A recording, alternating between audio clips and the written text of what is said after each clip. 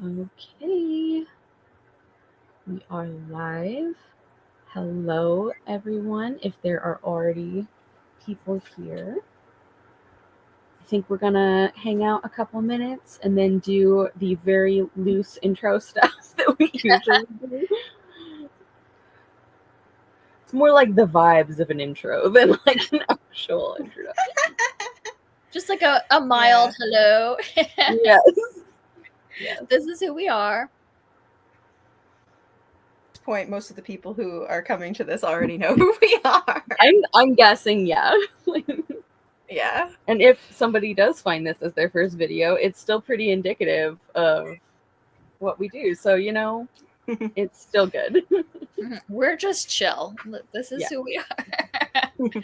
Crafting should be relaxing. So, so are we.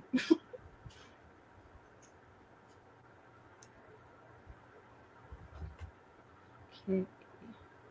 Well, May has been so busy. I don't think I have done any crafting since the last time I crafted with you all. Wow. Yeah. There are several months where like this is the only craft time I've had, so it's good. Yeah. Well, that's one of the good things about it is it means at least something. At least there's a little bit of crafting each month. Exactly. And sometimes like it won't even like process fully that like, oh, I haven't been knitting much for the last like however long until like I'm getting ready for the live show and it's like, oh yeah, a project. Like I do things. May is just like so wild. It's like my father-in-law's birthday, my birthday, my husband's birthday, and our wedding anniversary are all in May. So all the things happen. Yeah. April and May have just been very busy for me. Like not like fun things, just had a lot going on. So. Yeah.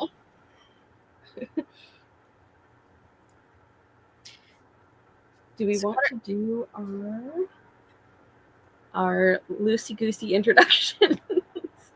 Hey everybody. So I have already linked Huck and Kelly in the description as always, and we're just gonna hang out and craft as usual and chat a lot, with maybe one mandatory reading sprint thrown in at some point, which is also a good lunch break for me because like a snack. Otherwise, my eating schedule gets like all out of whack. So yeah, with our different time zones, it always gets a little wonky. So yes. So feel free to use it as a snack break too. All right. So do you guys want to introduce yourself a little bit, as much or as little as you like, and most importantly, what you're working on today? I'm Kelly from Cozy Reader Kelly. I am still working on a headband that I've been working on for a while because it's just kind of tedious. But I did bring a new project that I might cast on today and try, and they are leg warmers. And because I had a birthday since my birthday in May, my local yarn shop had like a coupon code for me. I gotta get something now, so I got this color, tealish color for leg warmers. Yeah. So this is very pretty. Isn't that sort of like Kelly green color, which is very appropriate?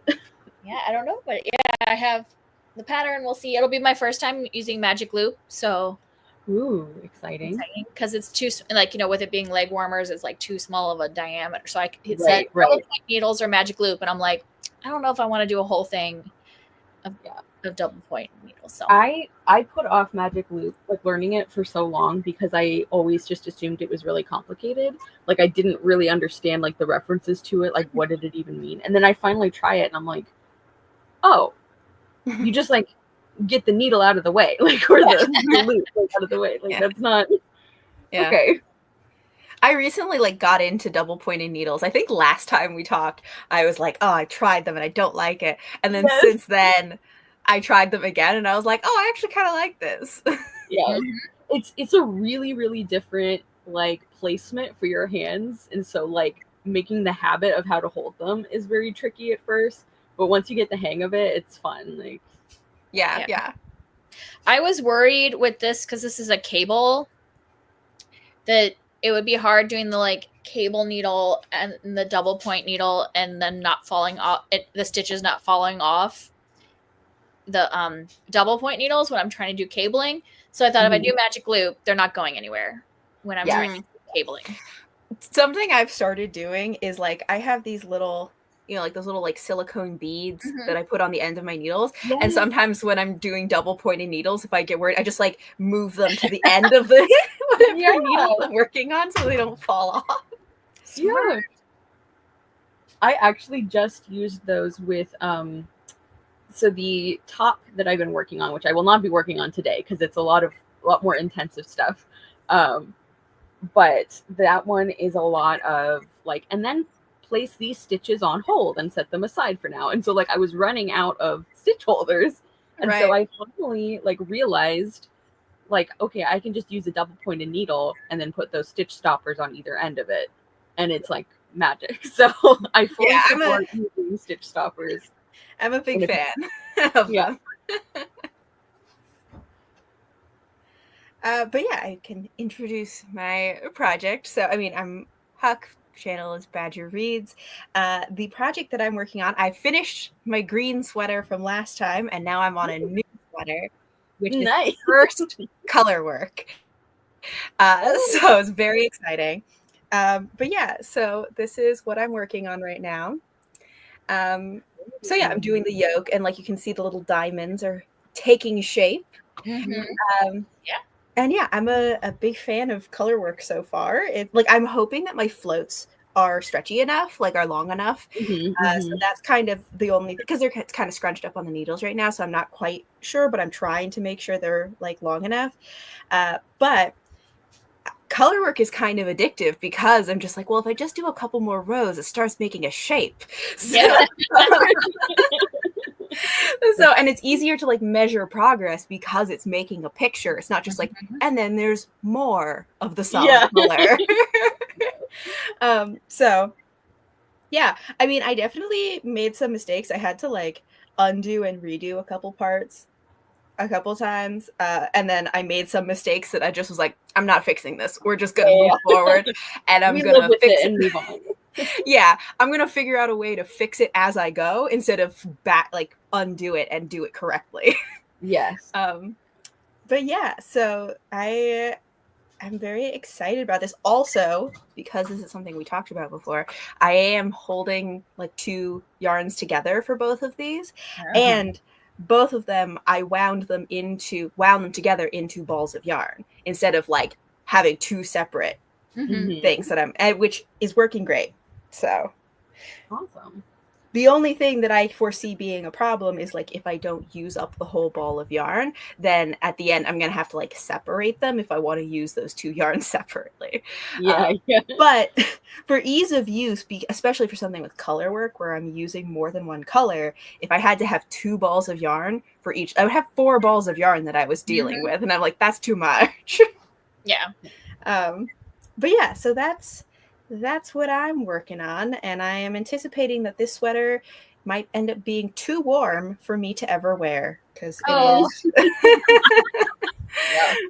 It's a very like, it's essentially like a worsted weight at this point, and it's like wool and alpaca, and it's like very fuzzy and thick, and I'm just like, this is gonna be very warm.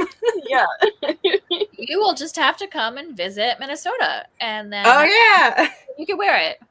I'll just have to move somewhere colder just so I can wear. Or at least like vacation. You're like, I'm going to go to the Arctic for just a little bit so that I can wear my knit. Yep.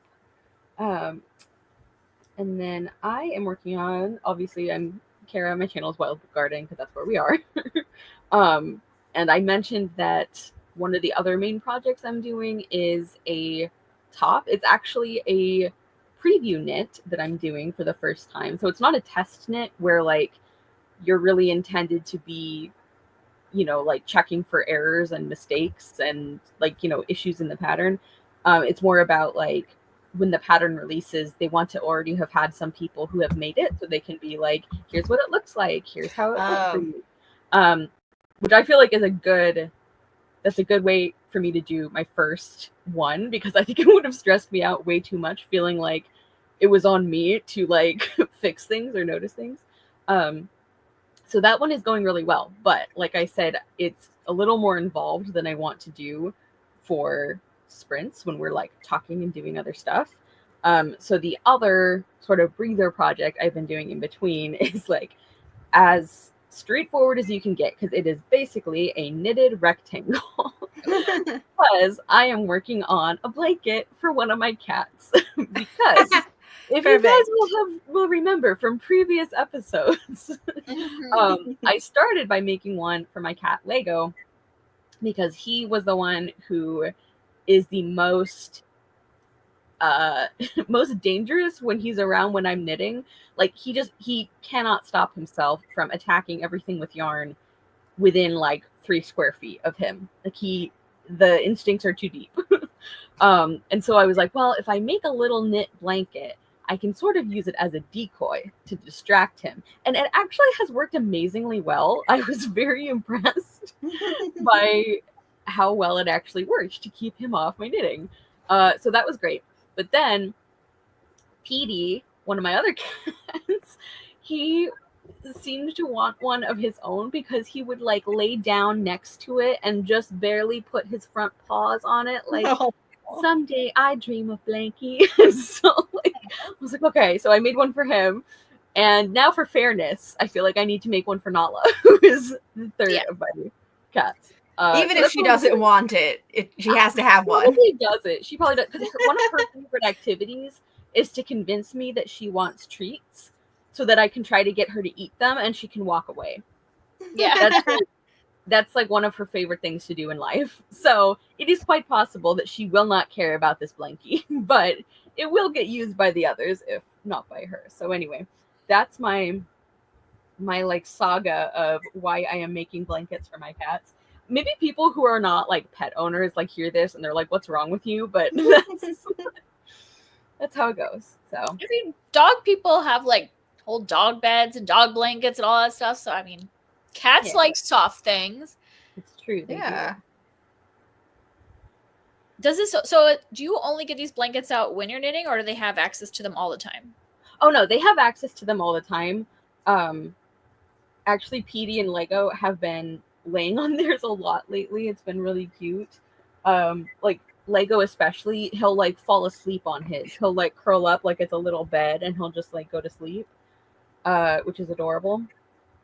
And he still isn't bothering my knitting because he's like busy on the blanket elsewhere. So do they like claw them up, or do they just sit on them? No, they use. Oh, you mean the blankets? Yeah. They actually don't really mess with them with their claws too much. Like he will, Lego especially, again, he will like knead them, you know, he'll do his little biscuit thing on it sometimes, but for the most part he just likes to lay on it. That's good. Yeah.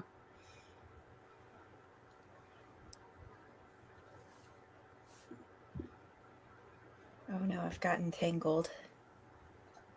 I also, you were talking about, you know, projects that you can talk while you're doing them, and I'm like, I'm gonna discover how well I can follow a color work chart while talking. Yeah. However, I think this is a pretty easy one to follow because it's diamonds. So even if I lose track of like the chart counting, I can see like if I do a stitch here, it makes a diamond. Yeah. Like I can just see how it lines up. If it was like a more complicated picture or something more abstract, like it probably would be harder to like just see and do it correctly, you know? Yeah. Is the whole sweater diamonds, or is this just like because sometimes there's like a diamond and then like another picture and then another diamond pattern, like it's just the yoke, but yeah, the whole thing is like diamonds. And I actually am sort of doing this based on a picture of somebody else made one of these. So it's not like the original like picture that they use for like the cover of the pattern, it's one that like someone else made. I don't know if it was like a test knit or just someone who randomly made it, but I really liked the way that it looked. I wonder if I can get a good picture of the one that I'm kind of copying, although honestly mine probably won't look as nice because just because I think that the type of yarn she was using in that one has more like color variation in it, which I really like, but it's just much more expensive to get yarn like that. So It really mine's just not going to have as much like nuance to the color, but it's a similar vibe.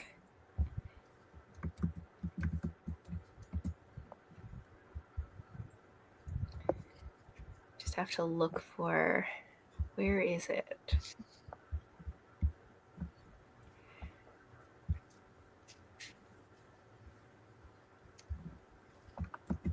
All right, let's see if this, oh wait, am I able to put things in the chat? You should be able to. I don't know about images, if it's different from... Well, I was going to put a link. Sometimes they don't like people putting links in. Cutie. Connect. What are you talking about? You could, I was gonna say, you could put it in the private chat. I don't know about like on the group chat. Sorry, StreamYard is just asking me questions. Like, what are you doing? Business. If you want to post it in our chat or something, and I can, like, sometimes they let hosts share things more. So yeah, I might have to put it in our chat, and then if you want to put it in the main chat, if people want to see the picture. Yeah. Okay. Also, the picture, hers are short sleeves, and I'm not doing short sleeves. Okay. I just like the colors. Ooh, that is super pretty. That is so pretty. It did make me sign into Ravelry, which is fine, but I don't know if it's not going to show it unless someone has a Ravelry account. That's frustrating. Ah. I don't have my password in. All right, well, maybe I can't share that. I will figure out some way to. This would be like it's content. Like, I'll figure out a way to get this picture. It's okay if it doesn't work. Oh, I got it. Okay, so I had to go into my Safari browser to do. That looks pretty. So are you doing navy and gold on yours though? No, it's like a very soft black. It's like almost a dark gray, but it's, yeah, I was trying to go for a blacker black, and then the yarn that I got was not as like saturated as I thought it was going to be, and I was like, whatever, I'm just going to start. Yeah. Mm-hmm. At a certain point, I just get impatient, so. Yeah, it doesn't look like it's going to let me. That's frustrating. You put something in the comment. Yeah, I did. It's not clickable, which is annoying. Oh. And so it doesn't, I don't know if it helps even, but. Well, suffice to say, it's black with gold diamonds. Yeah. Like I said, I will try to figure out a way to like better share images at some point. But yeah, that's always a thing that I'm like, I don't understand why I can't chat, like, why can't I comment? I don't understand. Yeah, like I guess it's like they think people sharing links is like often spam or bots, which I understand, but you'd think they would just have trying to share a picture of a sweater. Like, you think they'd have a bypass where you can be like, nope, I want this picture, please. Right, like, trust this, or like, yeah, because a lot of times on YouTube, if people put links in a comment, they're held for review, right? And then you can say like, yes, let this one be shown. But sorry, I was trying to look at it because I was like, I don't see where it shows the pattern. Oh, that isn't the link to like the pattern itself, because that's just a project that somebody made. Well, so you can find if you see where it says project info and it says pattern and it says gondola, okay, if you click that, it'll go to the pattern. Yeah, I was just curious. I like to look at them in different colors, but I get, so that was like specifically somebody's doing that pattern. So that wasn't like the designer, that was somebody else doing the pattern, but I just really like the vibe. Yeah. Are you doing the diamonds on the sleeves like the original pattern?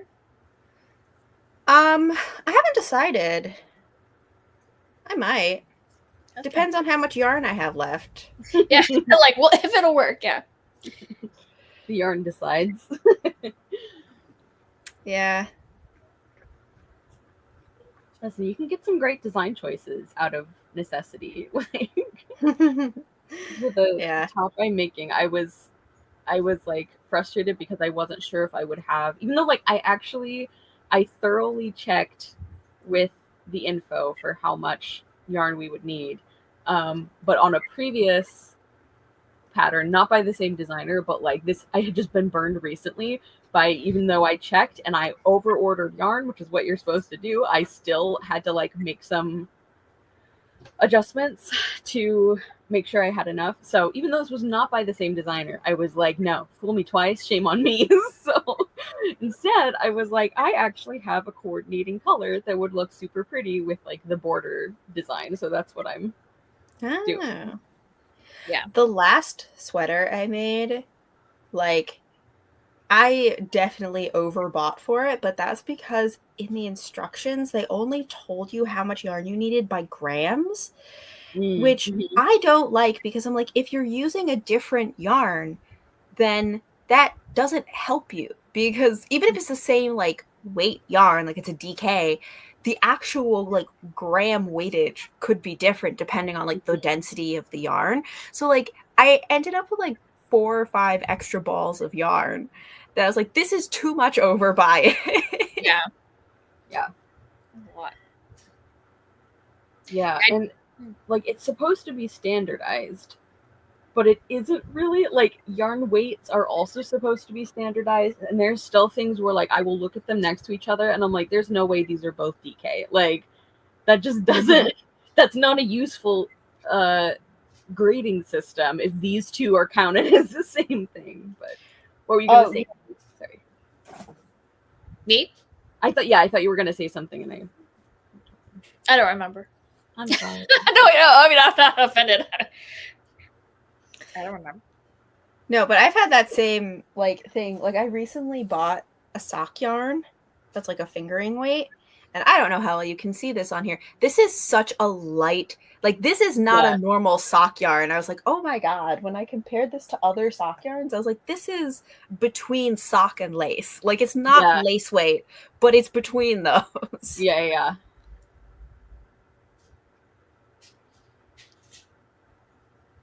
I had bought like the stuff for the leg warmers today, and I was like, I don't know if I got enough, but I was like, I have another color and the same yarn. So I was like, well, I can always make a couple stripes if I wanted.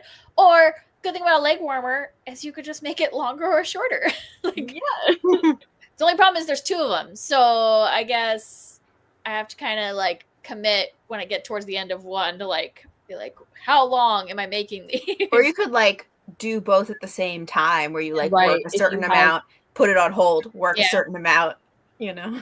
That's true. I could do like half, pause, go to the other half, and then I could just like judge how much I have as I go. Because or sometimes like if it's one where I am concerned about the possibility of running out of the main color, I will just like from the beginning decide like, okay, I'm gonna do the ribbing in the contrast color, and I know I'm gonna do that, and so that should get me like, you know, over the, I guess, trouble area. But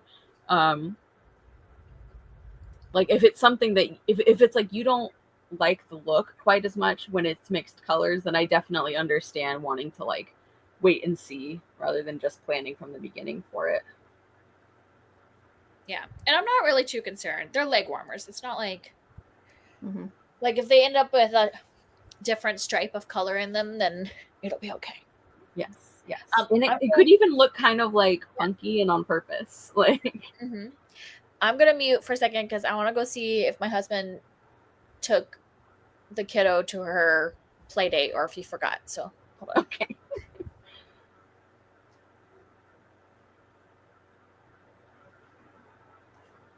Oh my goodness. The tangling of the yarn is getting me, though. Yes, yes. I was just going through and doing some reorganization of like my craft stuff. Well, I say craft, it's like all knitting stuff basically. And it was rough. I was not ready for that kind of self-knowledge about like how messy I had let it get. And the untangling of yarn scraps was not pretty. It was so frustrating because like, you know, you end up with like bits of yarn where it's like I can use this for something, so I'm not going to just like get rid of it, but I don't really have a great way to store it. And because once it's been like wound, it's like easier to get tangled. So anyway, it was a mess. When you do these preview ones, do they like give you a deadline? They are like, oh, I want to put this up at this time. You have to have it done by then. Yes. So the release date for the pattern is in June. So that's when we have, I think we have till a little before that, but still in June. So I'm feeling like good about the timing because that's like next month, you know, or, you know, starting tomorrow, but still have lots of time. Oh, actually, it might be in July. I'll have to check that, but I'm planning to be done early anyway. Yeah, so they give you like a deadline, and you're also part of a sort of like chat sort of thing where you can give like feedback, because even though it's not a test knit, you know, you can still notice little things. Like a lot of people who have been knitting it, they're like, oh, there's a typo on this part, this should be this number instead, which like power to them, that's amazing. I have just been knitting. Like I have not been like noticing as much of the edit stuff. Hey Huck. Huck, you disappeared. Yeah. Oh my god, the internet has been so bad recently, so I might drop off randomly. Okay. The worst. Oh, good. So were you wearing your green sweater in that video I watched recently? Was that your April wrap up? In my most recent video, I did wear my green sweater. Okay, I thought that's what it was, so I was like, oh, it's the sweater. I know the sweater. Yeah. That's exciting. I like that green on you. It's very like, I don't know, like spring, you know, like that fresh spring green. That's what I was going for. I wanted a really like leaf green. Also, I mean, I don't always follow it, but in the, you know, like the seasonal color palette kind of thing. Sorry, Merlin's barking. I don't know what he's barking about. But I am a spring, I think. So those like springy colors, you know, I like those. Yeah. Not all of them. The ones that are more like, there are some spring colors that I just am like, not for me. I'm not really a coral person. But I do like a good springy leaf green. So yeah. I love doing this like color quizzes, like figuring out what your type is, but I don't find them really like definitive. Like, I've never been able to settle on mine. And like, I think Huck, you and I had talked about this before, where like even our teacher, who, because this was in like a design class, which was really fun, and so we did a little like sort of mini unit on different like ways of categorizing like your coloring or like what things might suit you and stuff like that. And even our teacher, who was like obviously leading the class, we'd be like, okay, but so if we fit in this part but not in this part, then what does that mean? And she's like, I honestly don't know. She's like, I've never really understood how to do this. I'm like, okay. I mean, I think that these kind of things are usually like best fit kind of. So it's yes. like whatever you fit in the most or is like the closest. So yeah, I mean it's certainly not an exact science. Yes. No. And it's also like the most important factor is, do you like wearing this? Like, do you feel good? Then therefore it suits you, you know? Yeah. But also like, I mean, yes, people of course should just like wear whatever color they like. Personally, I do find it useful that because like there are some colors where I'm like, I like looking at that color, but when I put it on, I don't like how I look in it because and then I'm like, well, now I don't feel good about this. Not because it like told me you look bad in these colors, but because I can see with my eyes that I'm like, this is not working. Yeah. Yeah, I mean, there's some colors though that like I don't like. Like I don't feel. I don't want to say I don't feel like they suit me, but I just don't like enjoy wearing them. Like coral and orange and that sort of thing. Like peach, I get complimented when I wear those colors though. So that's something where it's like, okay, technically this might suit me, but I don't enjoy it. Like I don't know. Like there's some exceptions. I mean, I'm wearing it more, but same. I mean, really, like pinks, pretty much any kind of pink, but especially warm pinks like peach and coral and those kind of thing look very good on me. And I just am like, I'm not a pink person. It's just not for me. And like, that's fine. But so what I'm kind of doing recently is sort of looking at what are the colors that, I mean, to some extent I just wear whatever colors I like, but also I'm looking at like what are the colors that are like in my palette and then what are the ones that I like, and then maybe I can just wear more of those because it's like what's the Venn diagram overlap of like the colors that look good on me and the colors that I like, you know, because I'm not going to wear colors I don't like, obviously. Yeah. But and so that's how I ended up with leaf green, because I'm like, well, I like this color and I think it looks nice. So I am all every time somebody says leaf green, I think of Pokemon because that was one of the games when I was like in that age. Like me and my brother and sister each had one that we played. Mine was Fire Red, if you're curious, but leaf green was one of them. So every time I hear that, my like gremlin brain is like Pokemon. Pokemon. Yes. I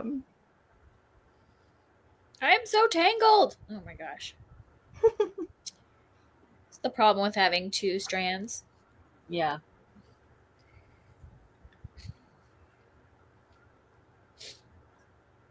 Oh my goodness.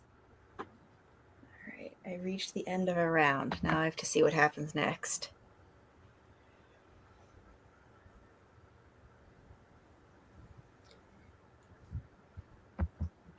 So, Kara, is this like somebody that you have done testing or previewing for before, or are you just like contacted them or something? So this is actually my first experience of this kind. It's somebody who like I have followed like her designs, like I was familiar with her work.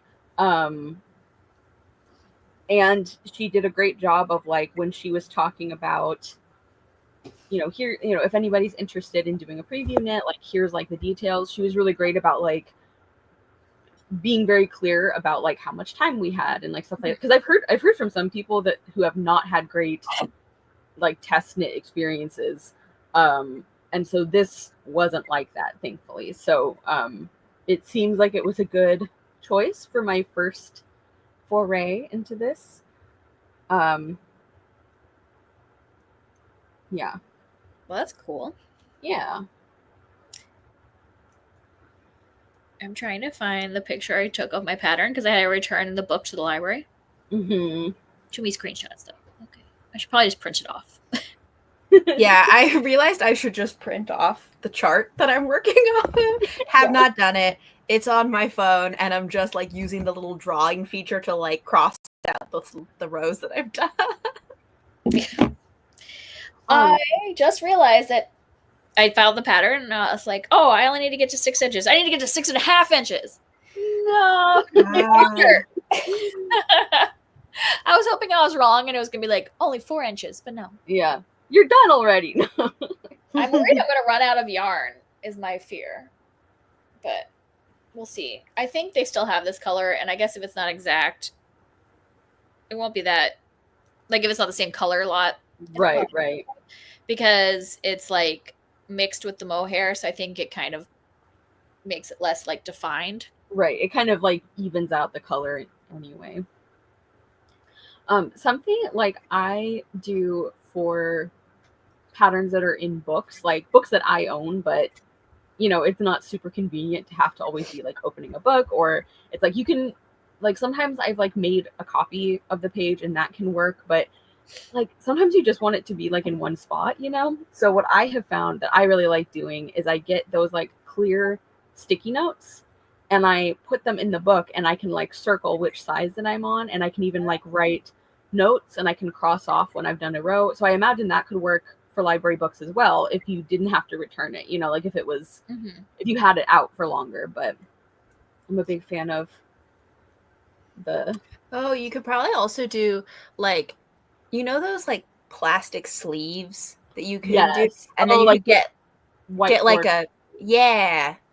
and then it would be easy to like reuse the pattern because you could just wipe it off and like do it again. I mean, you can do that with the sticky note ones as well. You would just pull it off, but oh, that's true. Yeah. But yeah, that is like, I mean, whatever works. It's like most things in crafting is like, does it work for you? Good. It's the right way to do it. I'm so glad that my yarn store keeps all of my orders attached to my account. Yes. So now I can be, because I don't think I kept the sleeve of this, so I was like, which yarn is this? But now I can just go in and I can look up exactly what it is. Yes. Okay. That's awesome. So that way, if I want to reorder it, I can. Yeah. Awesome. That's good, because I was like, I don't remember which brand this is. Yeah. My problem is that when I get to like using up like half skeins of yarn, or like, you know, leftovers and stuff, it's like if I'm using like scraps in a project, it like feels great to use stuff up, but I'm like, I have no idea what color this is. So, or even like what it's made of sometimes. Like I can obviously tell, like I know when it's a cotton yarn, for example, but I don't know, there's sometimes when I'm like making something and I'm like, I really like how this yarn is going, but I will never be able to find it again. Like, I don't know. Because especially if it's from when I like first started knitting, or like earlier in my adventures, it's like I definitely don't think I think I did even less record keeping than I do now. So yeah, past Kara really screwed me over with this. I am trying to like stay on top of. I tried to start like a knitting journal where I could like write down things, or like, especially because I do like try new things or like make changes, and I'm like, okay, what did I do? But in terms of, at least for yarn, hold on, let me see if I have an example of what I have done with my yarn. Some of my older yarn, yeah, I definitely like have no idea what it is. Although I recently cleared out a lot of my older yarn that I was like, I have no idea what this is. But one of the things I have been doing, I don't know if I have a good example right next to me, but with any like yarn, a lot of times I will, when I first get it, I knit like a little test swatch just to see what it's like. And then I will use one of those little light bulb clips, and I like clip this, and if I've taken this one, the label is still on it, but if I've taken it off, I will also like clip that onto it with one of the little like safety pins, and then I have them. But yeah, so far it's been working, but I also I don't have a huge amount of yarn, and I recently like decluttered a lot of it, so yeah. Oh, speaking of, and like you said, you already like figured out. Oh no, is Merlin okay? Is he sneezing? No, he is pawing at his crate. He's in his crate right now, and he's being bad. Hold on. Merlin wants to be free.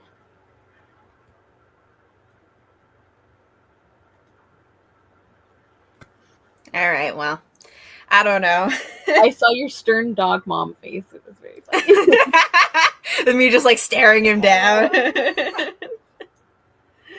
Anyway, sorry, what were you saying? Oh, so like something I have found is that sometimes when I was like getting rid of yarn and stuff, or if I was wanting to, a lot of like animal shelters, they like when people like knit or crochet like blankets, you know, for the animals, and I'm like, that's really cute, and it makes them like calmer and happier, so it makes them more likely to get adopted. So just if people are ever looking for something to do with their extra yarn, that's something.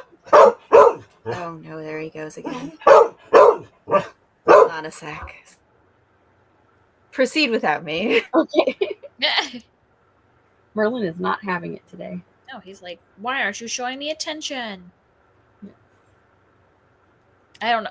I feel like I need another cat, because you think with 3 cats there should always be a cat near you. But I don't have a cat, so... Yep. You just need so many cats that your house is wall-to-wall cats, so there's no way for there to not be a cat near you. That's what I'm saying. Like, I need... How many cats is where there will always be a cat near me? But Jonathan said 3. If we get any more than 3, that we will officially be like crazy cat people, and so he said no. I don't think that's such a bad thing. Yeah. Like, I will say, at one point, I have had 4 cats at once, because there were the 2 that I had, and then people were moving, and we had to like take care of 2 of their cats for them, and we ended up keeping one of them because he was a sweetheart and really like bonded. The other cat, she was clearly like much happier to be back with her original owners. So anyway, my point is 4 is still pretty reasonable, I think. Mm-hmm. Yeah. I saw this post the other day that was like, where do you see yourself in 10 years? And then it was a video of this woman just like, she opens the door to her house and like 20 dogs just come running out. And I'm just like, yes, that's what I am anticipating for my life. Seems like a good life goal, honestly. Yeah. But because we were talking about like, you know, pets in shelters and stuff. Well, you might not have seen it because it's on like the dog side of Instagram and everything, but have you seen Tiki online? This little dog that's a foster dog? I don't think so. Oh my god, he's so cute. So there's this person, there's this account called Simon Sits that she fosters. I do recognize that. Yeah. Okay. Yeah, she fosters a lot of dogs, and she like tells their stories, and they get adopted very quickly because people get to like see their personalities and follow their journey and stuff. And she takes in a lot of dogs that have like more difficult situations, like medical fosters and stuff like that. But she recently took in this dog named Tiki, who we don't know that much about like his background because he was taken in by the ASPCA, and there's some like legal situation surrounding it, so she couldn't like talk about what his background was. But he was very shut down and like completely checked out, and even like a little aggressive because of it and everything. And they were like, this is the most shut down dog that we have. And so she took him in, and she's been like, you know, rehabilitating him, and he's coming out of his shell, and like she shows each of his like little tiny milestones of like the first time he came out of his crate on his own, and the first time he let her pet him, and like he's so cute and so brave. He looks like a little ferret almost. He's like a dog, but he looks like a little ferret in like a cute way. Anyway, Tiki is adorable. Highly recommend following him on Instagram. Another 10 for Tiki. Yeah. Well, honestly, they have like merch through the rescue that like it has an illustration of him, and it says "Be brave like Tiki." And if you like, you know, buy it, the money goes towards towards the dog rescue. Yeah, it's so cute.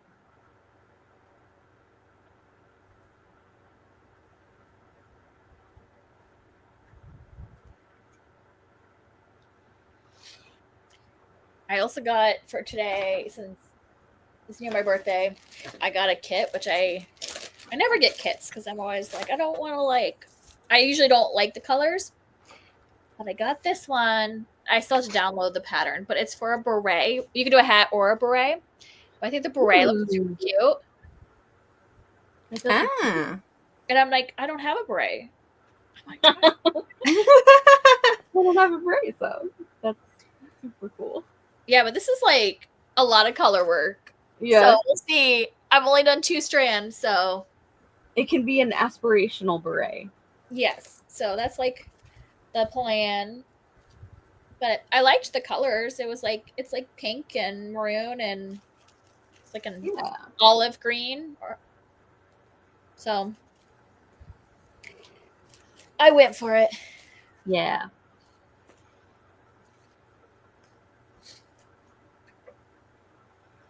I never thought I'd be the type of person that would wear a beret, but I'm like, why not? Why not? Yeah, try it. Yeah. I think too that like having fun making something can be like the best way to try wearing something new. You know, like it's feel more invested in the process. But. Yeah. Well, I think I'm getting at the age where I just don't care what other people. Yeah. I love that. Yes. Yeah. I feel like I just never know quite how to style a beret. Like I see people wearing berets and I'm like, that's cute. And then I just don't know what to do with it. Yeah. I think like if I were to wear one, like I have so much hair that I feel like styling is less of an issue. I'm like, I just have to pin it on so that it stays. And that would be the style. So in a way it simplifies it.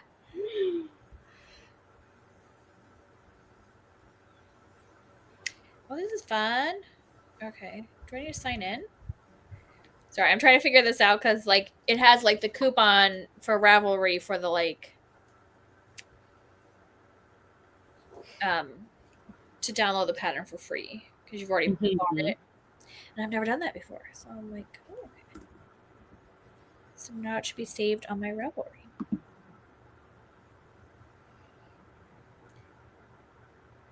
Exciting. Yes. My, like I have so many hobbies now and I just love, I love crafting, even though I just am not good at like finishing projects. I just like want to just have more projects started and keep doing it. And now my daughter, I think, is starting to get that from me because now she's like, I want to learn how to needle felt. And so like today when we were at the store, she wanted to buy all the stuff. I'm like, okay, calm down because this is like a little private store. And as much as I want to support them, you're starting a new hobby. Let's just go to get the like cheap to start while you're learning. And then we can move on to like nice stuff once you've done a project. Because I'm sure that their wool at the like local yarn shop is probably a lot more expensive than like the Hobby Lobby or Michael's like needle felting stuff. I recently was wanting to like get back into needle felting. I did needle felting a long time ago for a little while, but I never really got into it. And then recently I've been seeing a lot of people using needle felting or like a combination of needle and wet felting to like fix garments, like things that have holes in them, and then you like felt over it and add a design and stuff. And I'm like, that's so cool. And so I bought like a bunch of materials for it and like books, like all of this, and then I just like haven't done it yet. And I was like, good. Yep. You were like my daughter. I mean, I do the same thing, but I'm like, you're 10. You might decide after one project that you don't want to do it anymore. So let's start small. Yeah, we had that totally makes sense. My way of doing it does not as much. Yeah. Well, we had like a craft night last month, and actually the lady that brought needle felting is like, she works with me, and she's like the camp director.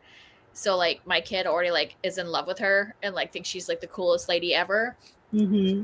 Camp director, and then she was needle felting. So Bernadette's like, oh my gosh, I could needle felt like Mary.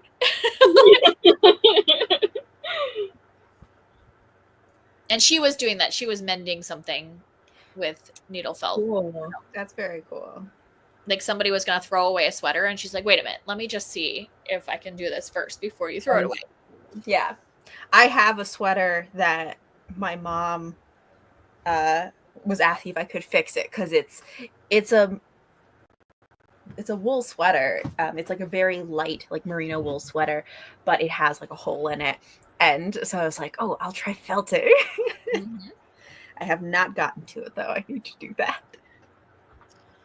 Yeah, there's because we've started this like crafting thing once a month. We didn't do it in May because we were all busy, but it's like a group of people that like both I know and like my sister-in-law knows, and so it's a mix of people. And two of the people that she knows, they do like a weekly Wednesday night mending hangout. Oh, that's nice. So any of their friends to come and mend, and then they'll teach them how to like darn or mend and patch or whatever.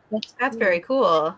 So I told them I need to come to their thing because I have like a couple pairs of wool leggings that I fixed before by just sewing up the hem, but now they're like to the point where I think they need something more than just on the seam. They have some patches that are pretty well worn, like in the thighs, like when it starts to get almost see-through. So I'm like, I know there's probably a way to keep these going, because I mean I usually wear them with dresses, so this area is going to be covered up, so I just need something that will keep them from getting worse. Yeah. Mm-hmm. Yeah, I've been trying to figure out like how I want to try and mend like jeans, because they always get eventually they like, get worn, yeah, like kind of in that thigh area where it's just like threadbare. And hold on, proceed without me. Dog discussion happening. Merlin's just not happy with us today. No. I think the only mending I really have done is, I guess, darning, because it was mending some socks that I had knit, and I have to like look up again how to do it every time. But that is something I'd like to get more confident at.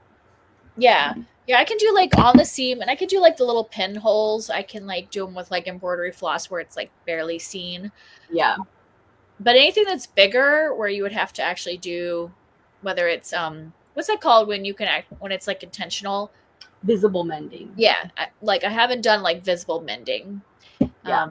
So it's only like if there's like a little hole in a place that's not really visible, so I can just like do it a little quick. So Yeah. I've got like a whole pile of things that need to be mended. So I was like, I am gonna come to your mending night. You're gonna teach me how to fix these things. Yes. Yeah. Because I don't want to like. I'm trying to get to the point where, you know, things don't just have to be thrown out, especially if they're nice. Like if it's like something made of wool, Yeah. it can last, you know, if you can just mend it and keep it going. And they look so pretty. Like the some of the examples of visible mending I have seen are just like, they look better being mended because of the way that they've used like decoration and stuff, which I think is so cool. Like just as a trend, it makes me happy to know that like people are turning like taking care of things you already have into like an aesthetic thing. I think that's really cool.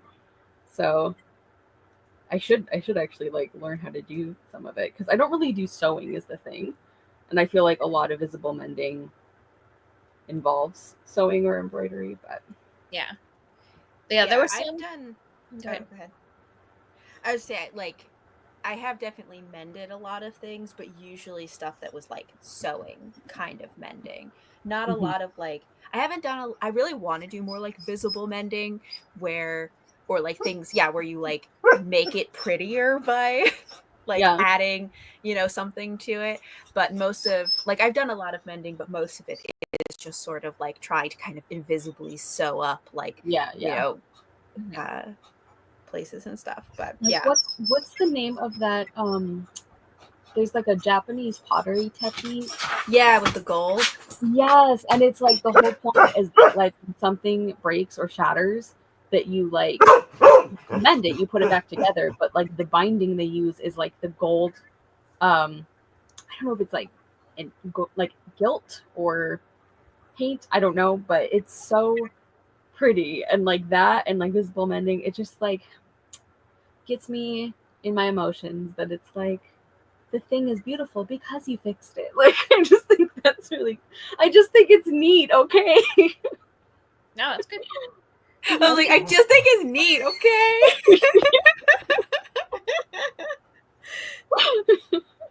Hello.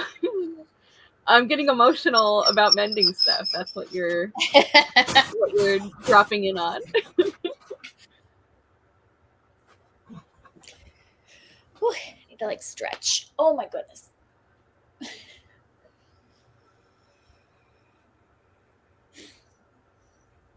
I know we were talking earlier about color, like color palette, and I think what I've moved towards, like I technically am a fall, but I don't always. I do well with jewel colors, but not necessarily like oranges and stuff like that. But what I've moved towards is like picking my neutrals and just trying to like buy things in the neutrals that I like, and then I have just a couple accent colors, and I'm trying to just keep it more simple so that I don't have just like a million garments. So I'm like, now I have like navy and black are my neutrals, and then I have mostly like purple and teal. And so you can see like anyway, my like navy. So I'm trying to kind of stick to that. And maroon. So it's like maroon, purple, and teal are my colors, and then I mix them with my neutrals. And gray is like another neutral. Though I don't like gray near my face, so I don't like a gray sweater, but like a gray pants or leggings. Natalie says, no crafts for me today, just managing a post-surgery doggy. She has to wear the cone and is not happy. Oh. Yes, best of luck. That is hard. I hate, like, it's so hard with pets when it's like, I know this is so uncomfortable for them, but like, we did it because we love you. Like, you know, we're taking care of you, and that's why you needed this surgery. But of course, you can't explain that to them. Yeah, Merlin hates wearing a cone, so yeah. I'm sure if he understood, he would feel great sympathy for your dog. If he understood, he would feel bad, yeah. Yeah, he has no idea what's going on. He is in his own drama right now because he can hear other dogs barking, so he is losing his mind. Yep.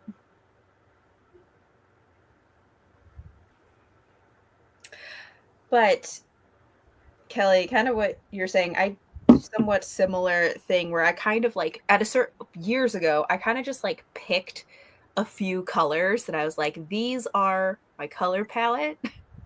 And then I don't deviate too much from it because I felt like it was getting too complicated where I was like, I just end up buying things that then like they don't go together because there are too many different colors, or I get colors that I'm like, what do I wear this with? Or I don't know what to do with this. And I'm like, really, I only like 3 colors anyway. But yeah, so my I do neutrals. I don't do gray as a neutral. I do white, brown, and black. And then my colors are pretty much like green and orange. And that's the color palette. Yeah. And then there's like different versions of like greens and oranges, but it's pretty much that. Yeah. Yeah, I have like lots of different purples, but I have a lot of purple. But it makes it easy. That also helps when I go to the yarn store because I'm like, oh, if I'm going to make a scarf, well, it needs to go with purple and it needs to go with teal. And it makes it easy for me to pick like scarf colors or whatever. Yeah. Well, that's a thing though I've been thinking about with knitting in that where I'm like, literally every pattern I see, I'm just like, I could make that in green. And I'm like, I can't make everything green, which is part of why like this doesn't really go with my color palette, but I was just like, that's fine. These are the colors I want to make it in. Okay. But yeah, I keep wanting to make everything green. But there is actually a different sweater that I've been wanting to make that I saw it in this really pretty blue yarn. And I never wear blue, but I was just like, this might be an exception because I like it in this one instance. Y'all are making me feel extremely chaotic with my color palette, but I'm happy for you. I feel like I would hate that kind of consistency, but I'm really glad that it's working for you guys. And I'm happy about it. But you also wear a lot more patterns than I think Huck and I do. Yes. So you have a lot more color. Like I could probably count how many things I have that is a pattern and not just a plain color or maybe a stripe. Yeah. But other than that, like I don't really have like pattern clothes, like what you're wearing. I don't have patterns. Yeah. Yeah, I don't do a lot of patterns either. And like a lot of this is also just, it's not so much that I'm like imposing rules on myself so much as like I realized that I would buy things that were other colors and then I just didn't wear them. And so I was like, why even buy them if I'm never going to wear them? So it's like, you know. That's how I'm feeling. Like that's why I was like, okay, I'm just gonna pick my colors because I know I'll wear these. Where I tried this year to add brown as a new like neutral, and I'm wondering if I should just sell those pieces because every time I wear them, I feel not me. You know, I'm like, I guess this brown is fine on me, but it doesn't feel like me. You know, so I've tried to make it work, and it just doesn't feel like my neutral. Yeah. It also, brown I feel like can be a tricky one because there are some browns that like, I feel like the popular brown right now is like a very grayish brown. I prefer more of like a very saturated warm brown that's more in the realm of like a cognac brown kind of color. Something that's like, or like those browns that's like almost orange, you know? Those are more. That makes also sense because brown goes so well with your other colors. Like brown goes really well with green and orange. Right. Yeah. So it works out. But I can see how like it seems like you have a lot of cooler colors, so brown may not like suit your like fit in with your wardrobe as easily. Yeah, which I have like a pair of pants and a sweater, and now it's like I only wear them like together, and then I'm just like all brown because I don't feel like anything else goes with them except for my one green shirt. And then I'm like, well, this goes with the brown, but I don't think the brown goes well with purple or with teal. And so then I just never wear them together. And I'm like, so see, this doesn't work as a neutral. Like, even though it's technically neutral, it doesn't really work with my other colors that I have. I feel like brown and teal could go together depending on the brown. Yeah. Well, the problem is that the brown pants are more like a heathered. And it makes them like lighter. I think if they were like chocolate brown, that it would like work, but it does make them more of a lighter brown. I don't even know how to describe that brown, but nah, but I know what you mean. Yeah, and my teals are more like dark, like really deep teal. I do have like also like one red sweater, and I was like, I'm gonna be fancy, and then every time I wear it, I think I'm like celebrating Christmas, and I'm like, I don't feel like I can wear it anytime other than December, even though that's kind of ridiculous. But so it seems like maybe I'm not red. Yeah, I've been debating whether I wanted to like add in other colors just because like, especially with knitting, I would like to make things in other colors, but then I'm like, well, then I have to be able to wear them. So now I have to figure out, can I wear this color? Yep. Or more like, will I wear it is more the question. Well, that's the thing. I'll like be like, oh yeah, this looks nice, but then when you actually think about how many times you wear it, you're like, maybe I don't actually like that when it comes down to it because I'm never drawn to it.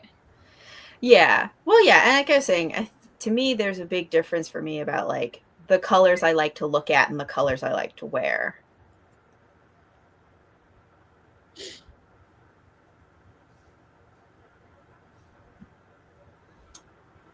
Natalie also wants to make everything green. Feel my pain. Yeah, I hope you don't feel betrayed, but this was all for you. Like, that is truly the pet owner's mantra, is like, yes, I'm sorry that you're upset about this, but I'm doing it because I love you. Yeah. Classic. Yeah. Yeah, we recently had to like start feeding our cats.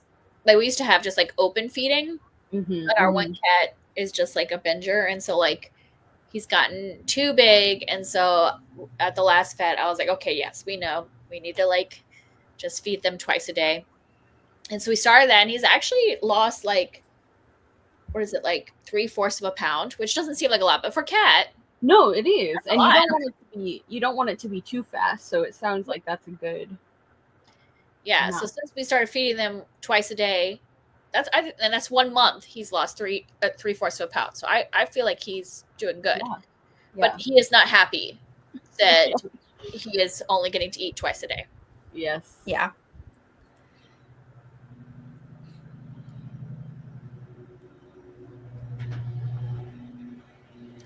So, what are you guys reading currently? Since we all are like, well, I guess Huck did do your April wrap up recently. I feel like I'm very behind on things. Oh my gosh, I just posted my April wrap up.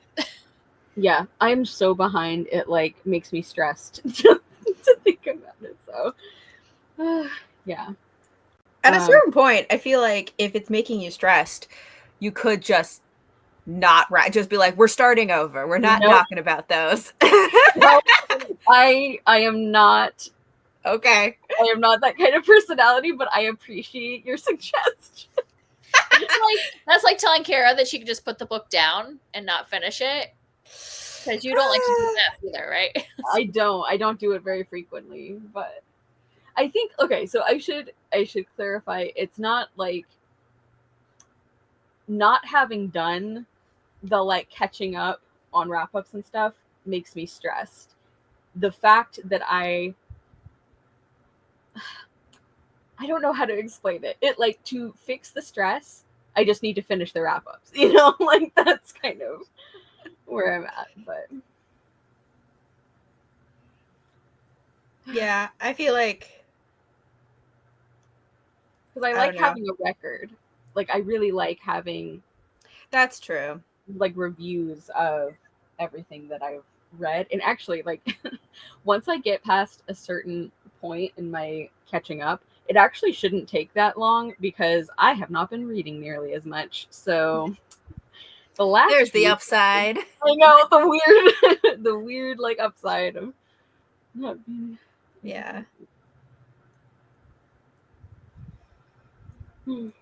So are you reading anything now then, or yes? So I am reading a couple things. I was listening on audio to The Thief Lord by Cornelia I Funke. remember that. Yeah. So oh god, that's a flashback. Yes. Okay. So I like was listening to that because I read it when I was a kid, like ages ago, and I remember not like I was very upset by the plot things that happened near the end. And looking back to what I remember, I'm like, I think I would actually be really into this now. So I'm curious, and I want to test that. And the audio is good, although they keep saying one of the characters' names as like Sheepio instead of, I think it should be Scipio, but I don't know. I think of like sheep, like Sheepio. Yeah. Whatever. Interesting choice. Well, the audio is not bad, so maybe I'll go back to that. I had to return it to my library, but I also have a physical copy that I could be reading as well. I'm not very far in, but I am liking it. And I'm also very curious of like if the things that I remember about the book, if like my memory is as good as I think it is. So that's one of the main things that I'm reading. And then the other one is, I haven't even put it on Goodreads because like I've been reading it so inconsistently, but it's the first in, I don't know what the romantasy like designation actually means. So I wouldn't consider this romantasy because to me that's like a very specific vibe, but it is technically a fantasy and a romance. So do it that what you will. And I'm like liking it. It's getting on my nerves a little bit because I have a very, very low tolerance for like romantic relationships and books where the characters like immediately are thinking about how like good looking the other person is to the like at the expense of like other things happening. But and I also just think that's boring from a relationship perspective. I'm like, I get it, he's hot, but like what is his personality like? Yeah. And I'm like, oh, you're like in this military school where you could like die any minute, but oh my gosh, that guy is so hot. Or the ones where it's like, he literally murdered my entire family, but I can't stop staring at him. Yeah, it's like, oh my god.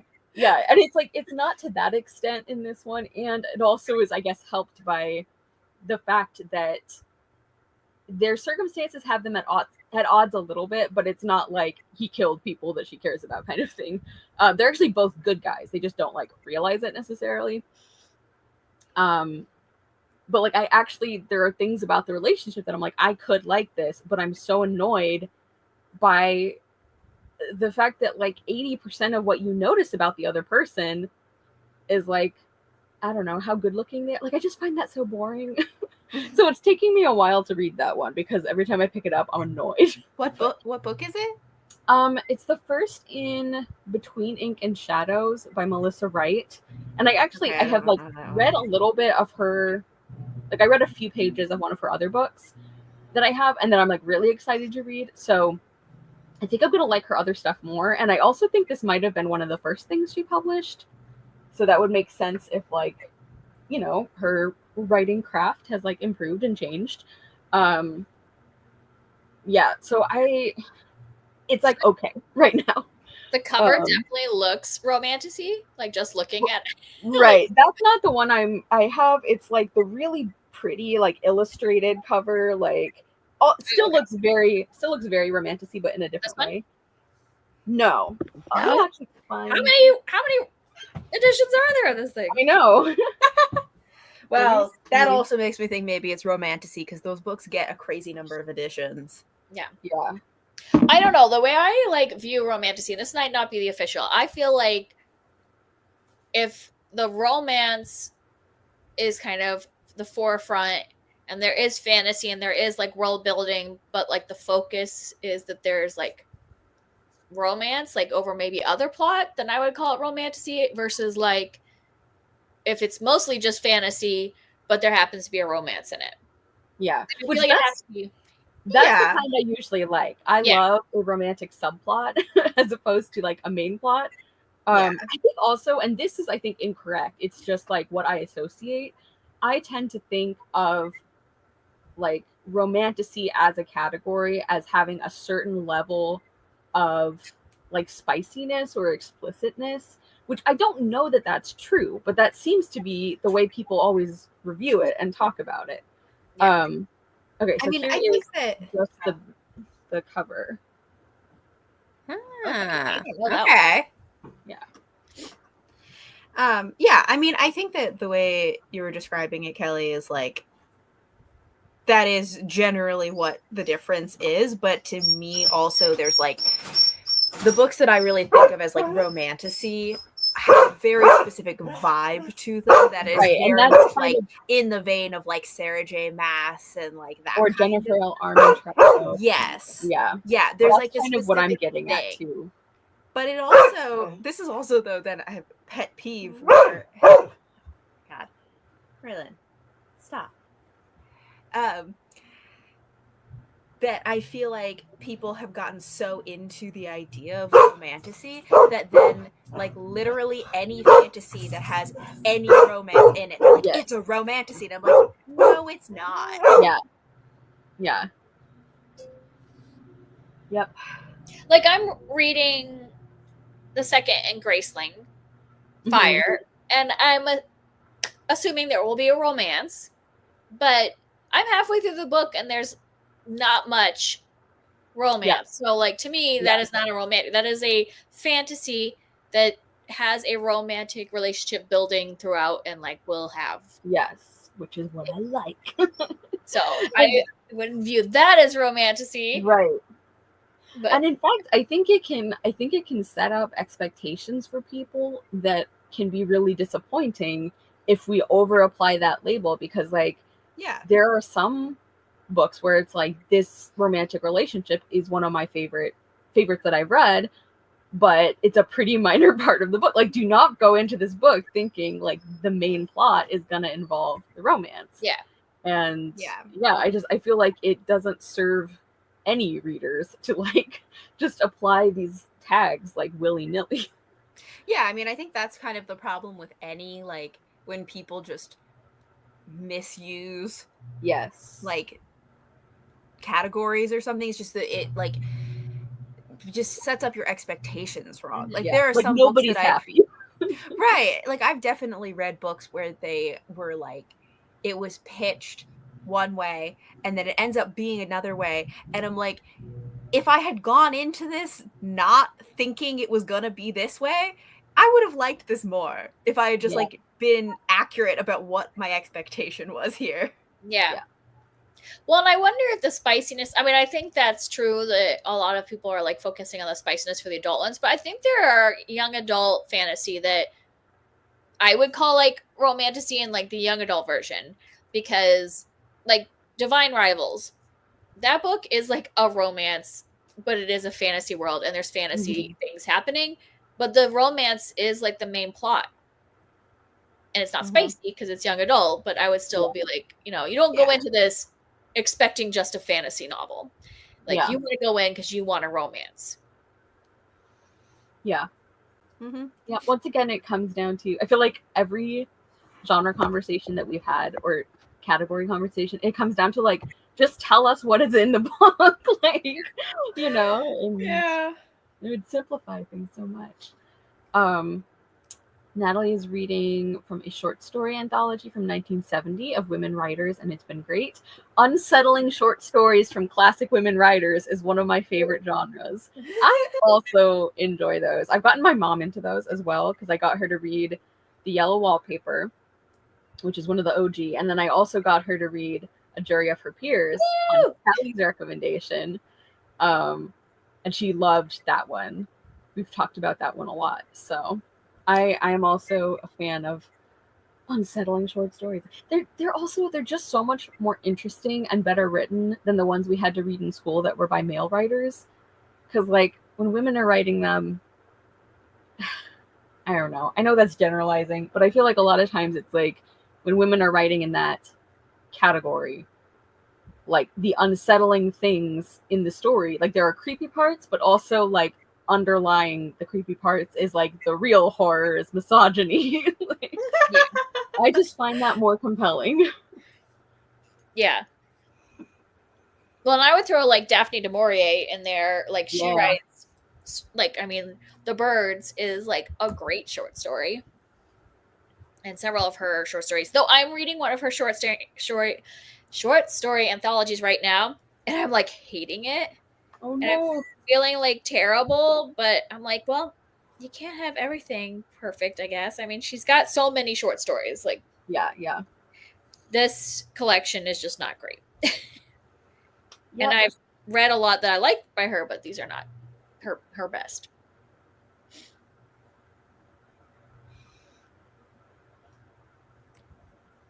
Oops. What are you reading, Huck? Hold on a second. What did I just do? Oh no. I think I messed something up in my, because I don't know. Sometimes it's like, does the chart match what I actually did? Are you making diamonds? I don't know.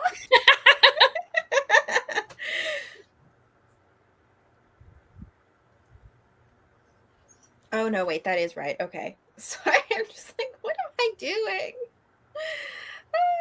Okay. So that, wait, 1, 2, Yellow. Okay, I think I'm good. What am I reading? I have 2 books I'm reading, which I actually have been reading quite a bit, I feel like, for me at least, by my standards, quite a bit in May, which I am also surprised by because, like, I've been very busy, and so I'm like, why have I been reading more when I'm so busy? But whatever. So my physical book right now is Unquiet Land by Sharon Shin, which is the 4th book in the Elemental Blessing series. I'm just kind of, chugging my way through the series. I'm close to I think I have a quarter of the book left, and then there's only one more in this series, and then I'll switch to her other series. And so far, this one is pretty good. It's not the best, but it's not the worst in the series so far. It's pretty like in the middle. I don't have like really strong feelings about it. Although I feel like one of the things I just keep feeling like with her books is that like there's like this, there's like the main country that our main characters are from. And then they've like gone to some other countries in some of the books, or they have like royalty or delegates from other countries come to them. And I feel like every time they're just like, every other country is like terrible in some way. They have some way that is just where they are just like, they're barbaric and violent and cruel and terrible, but we are the only country that is like normal and reasonable. And I'm like, okay. I mean, it's all fantasy. It's all fantasy countries and stuff, but also I'm like, this seems like a kind of xenophobic worldview. Yeah. And is it not like, I assume from the way you're talking about it, it's not like challenged by the book, or it's not written in a way that the reader is supposed to be like, that doesn't seem true. Like, no, it's very just like, yep, and they're bad. Yeah. Like, yeah, it's just weird. So I don't know. It's not so much that I'm like, oh, I hate this series, but I am like, okay. Yeah.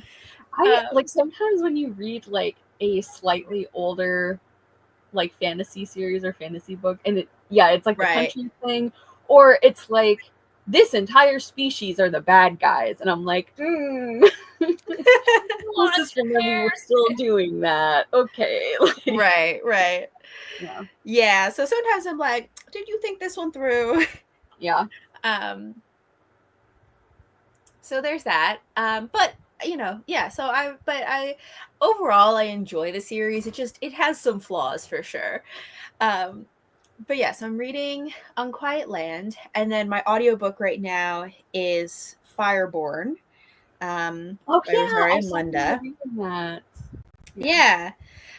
Which I so far, like, I don't have like very strong feelings about it.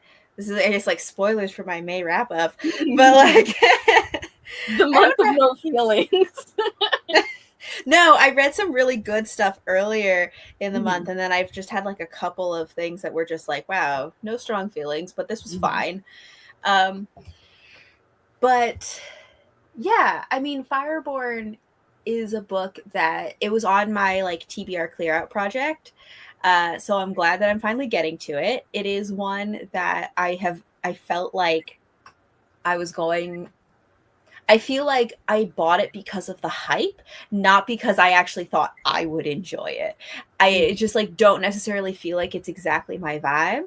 And reading it, I'm like, I think I was right that it's not something that I'm like super hyped about, but it's fine. Like I see why other people like it. I just think it's not really my vibe. I like what it's doing thematically. I think it's interesting, but I just don't care that much about like the characters or the plot. It's just sort of like that's just sort of like, okay, but like thematically I'm like, oh, that's interesting what you're doing. Yeah. I really enjoyed that one when I read it. I actually need to continue the series. Yeah. It's interesting though, because I did get the feeling with the way people were recommending it and talking about it, I did get the feeling that it's like this I don't know, this is gonna sound weird maybe, but it was almost like some of the reviewers were like giving people permission to enjoy a young adult fantasy, like even if you're normally too good for it, sort of thing. And so it's not that I didn't enjoy the book. I actually thought it was very good. But it's interesting because I'm like, I can also think of a lot of other young adult fantasies that are excellent, that I think are even better than this one or like are comparable to this one. So it's, yeah, I don't know. Like it's just a little, and I guess that's unfair because it's true of any sort of recommendation that like rises above the pile, like it can feel like, oh yeah, this one. So I don't know if that's even fair for me. Yeah. I think there are things about the way it's written that definitely like in some ways it feels kind of like old school YA to me. Which I don't know exactly how to explain it, but it's something where like it feels like YA from when was it published actually? Because It's not that old. Yeah, because I feel like it feels like older not in terms of age, but older is in terms of it was like published for like longer ago. I don't know. There's something about the way that it's written that just feels more like what YA used to be as opposed to like where it is now. Well, the paperback, this is saying it came out in 2020. Really? Yeah, it's 2019. Wow. Okay. Yeah. I also like I've never felt like, I don't know, eras of like YA or like age categories has never really been a description that like works for me. So I'm probably not even the right person to talk to about that. But yeah, it just has a different feeling to it than like what a lot of other YA published recently feels like to me. But yeah, so I don't know. It just that what I'm glad that I am finally getting to it, and also glad that I have it's something from my clear out project that I actually am gonna finish because I've had a lot of DNFs. Yeah, from that. But yeah, so that's I'm not reading anything that I'm like I have strong feelings about, but I had some good stuff earlier in the month, so that's good. that is good. Should we take our traditional single reading sprint? And yeah, like so feel free to hang out, maybe grab a snack if you need to. I also would like to leave us with one of my favorite comments ever. I feel like Ernest Hemingway's chief fear was having emotions, which is very boring. Amen. I agree. I would like to put that as like, I don't know, description for like the live shows or a class perhaps. I'd love to take a class on like having emotions is a boring fear to have. Okay, so do we think how long do you guys think for our little break here? Doesn't matter to me. I'll probably just work on my video, editing my video. Mm-hmm. Yeah, whatever. Do we think like half an hour or 40 minutes? Let's do half an hour. That seems good. Okay. Does that seem like enough time for you? Yeah. Well, can you eat in half hour? Yeah, I think so. Okay. Sprint until. Oh wait, I bet I already have a sprint bin. Sprint until. All right, so I'm going to mute, and probably my camera will be off for most of it, and we will reconvene at the hour. So, Sounds good. see you guys then.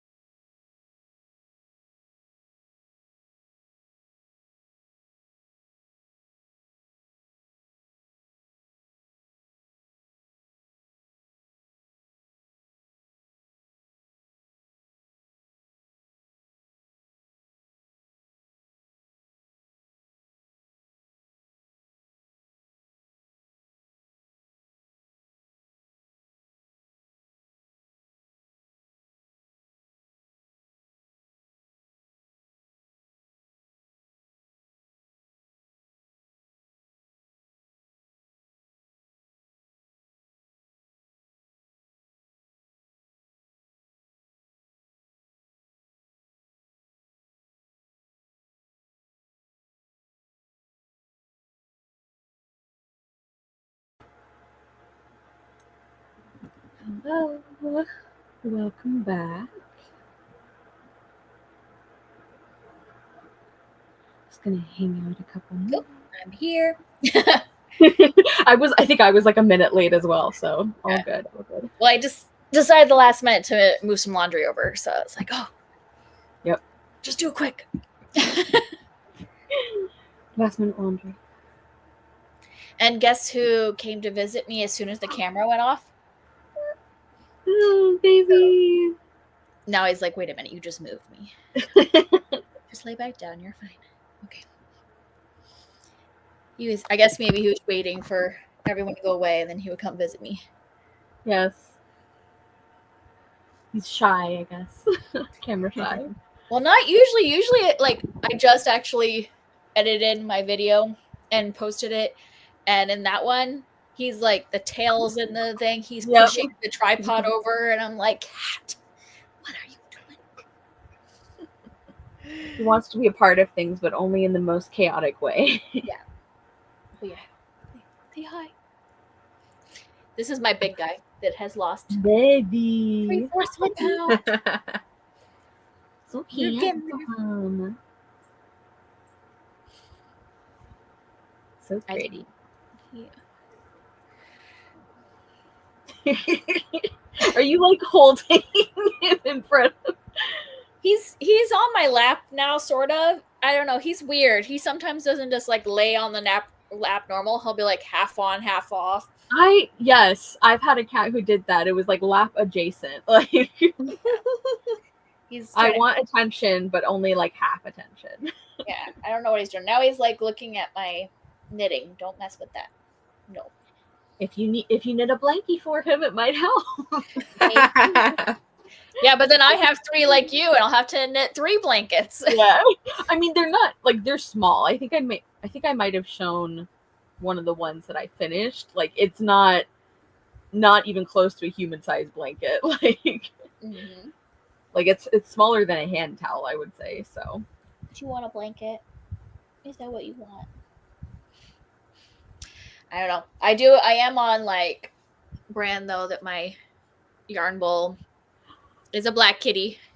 That's perfect. To match all my kitties. Are all of them black? Yeah. Ah. They were all the same litter and they're all black. Ah. So cool.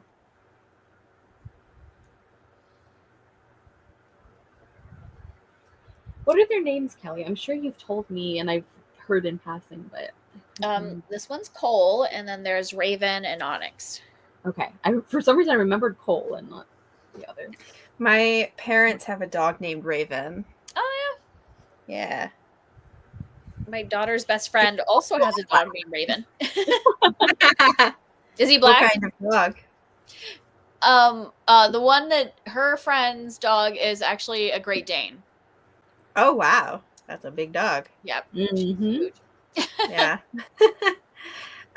Their dog is some kind of mix. We think some kind of dachshund mix because she has like the short legs and the long body, but she's bigger than a dachshund. She's mixed with something larger, but she's like built like a tank. She's just short but solid. It is so funny seeing like dachshunds or corgis like mixed with other dogs because it's like just compressed dog. Like it's just like yeah, she's got a big enough personality to be a big dog, but it is That's why I always say with Merlin though that like he has big feelings, but they're all just compressed into a little body, and so he's just like really intense. We have a border collie at the corner lot, like so it's like right across from us. And that thing, man, it's got a lot of personality, that little dog. Border collies are a lot. Yeah, he's got lots of opinions about who comes near his yard. And I'm like, sorry, you're a corner lot. You're going to have a lot of people near your yard from both sides. And he gets very upset about it. Mm-hmm. Yeah. I think they actually called him Hercules, which I think is funny.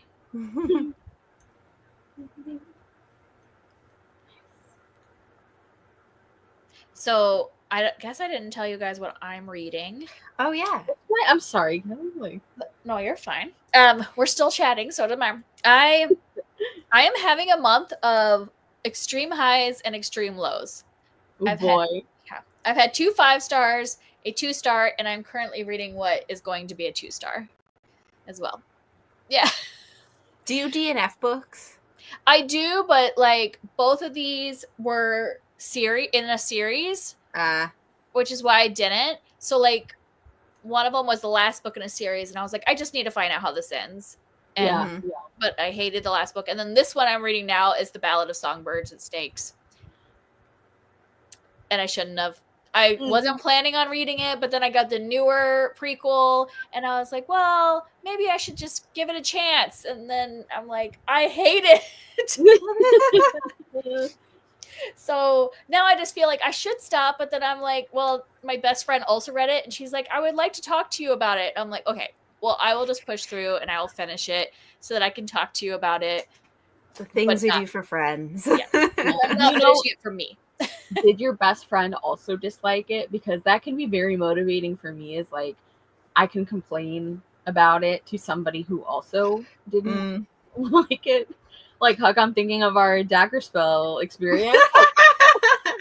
Yes. Hated. I don't know if she hated it.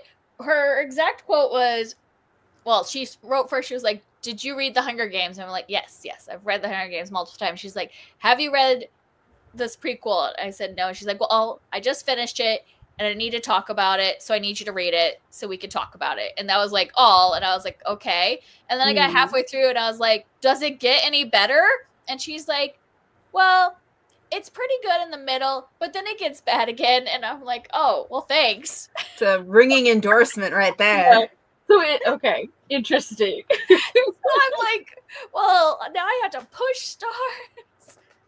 Oh, Natalie says, what's the difference between a 2-star you hate versus a 1-star you hate? I think for me, the difference between a 2 and a 1 is a 2, I can still find redeeming qualities in. Like, I can still find parts of this that I enjoyed. So, but a 1-star is like, I hated every moment of it, and it was offensive, usually. Right. Well. That's what is a 1-star for me as well, is there has to be an element of like, this is not only bad, this is like offensive and harmful in some way. And obviously people's opinions can still vary on that, but like, yeah, like, I mean, some of the books I've read that are 2-stars, I hate probably enough for a 1-star, but they don't have that quality of like, this book makes the world worse.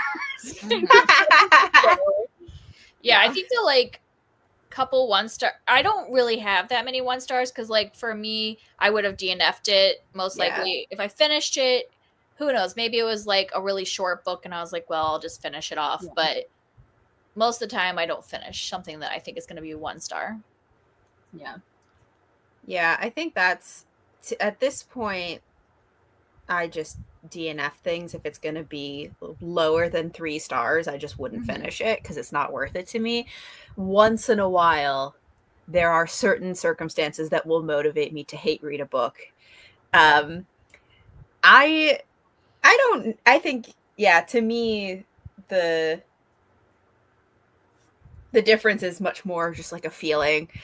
Especially where, I guess a 2-star is like, I guess there are some redeeming qualities, or I could imagine a person liking this. Whereas a 1-star somewhere in the world, one person right. Or sometimes it's like in comparison to other things where I'm like, this is not literally the worst thing that I have ever read. Yeah. Whereas a 1-star is much more just like, I hate this so much. If I could give it negative stars to like drag down the rating, I would. But I can only do 1-star on Goodreads, and so I'm gonna do what I can to give it as poor a rating as I can, even if it's just 1 rating. It's like spitefully hateful because I just hate it so much. I was actually gonna look and see how many 1-stars I've ever given, because I really think there aren't that many, and I think all of them were like short. Should we compare? I'm curious now too. I had to get through all I the also used to, like, when I was younger, I much more would just, like, finish books, even if I hated them. And then I reached a point where I just was like, I don't have time for this. There are better things that I could be spending my time on. Like, I don't need to finish books if I'm not liking them, you know? Yeah. I just changed my mind about how I Yeah. It is thought also about this. really funny, like, looking at some of the books. Like, I haven't logged that many books from when I was much younger. But there's a handful that I have, and it's really funny to me to see like a book that I must have read when I was like, I don't know, 13, 14, and it was like 1 star. It was like preteen or early teen Kara was already set in her opinions. She was like, I have 9 since I started Goodreads in 2017. Which I know I have more than 9, but seems more than I thought. And also, I would say none of these were recent. I'm trying to remember the last one. The last one was in 2022. So I just like have gotten to where I just don't finish those books. Oh yeah, one of mine that was 1 star was Mythago Wood that I read 2 years ago. That was one of the scenarios where I just was like, I am hate reading this because I need to. Honestly, a lot of times the thing that like convinces me to hate read something is that I'm like, look, I need to read this book cover to cover so that if I ever have the chance to talk to somebody, I can say like, I read the whole thing. It didn't get better. It was bad cover to cover. I like the whole thing. Yeah. So Mythago Wood. Ooh, apparently also this was one I read in high school, but Great Gatsby, 1 star. Oh yeah. I am not a fan, and I've had to read that book at least 3 times. Guess what? One of my 1 stars is an F. Scott Fitzgerald. Hey. There are books that I had to read in school where it's like I have not even put them on Goodreads because I want to forget that they exist. Like even the satisfaction of giving it a 1 star is not as much as the satisfaction of pretending I never like read that book. Yeah. Do you guys want to guess how many 1 stars I have? I don't know, 20? More. 1,000. No. I don't know. Wait, how long? How many years? Let's see. When did I start Goodreads? I think it tells you that, right? It says when you remember.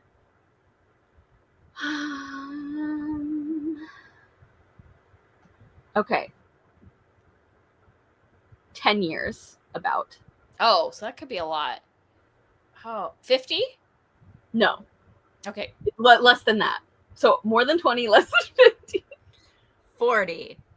Very close. It was 37.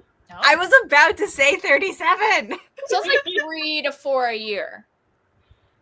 Some years I've had a lot more, and some years I've had like almost none. It's also it's very interesting seeing like the spread of books that are like 1 star, because like some of them it's like I think probably altogether there's only a handful of reviews for this on Goodreads, and some of them is like 100 Years of Solitude by Gabrielle Garcia Marquez. So some of my highlights of 1 star reviews.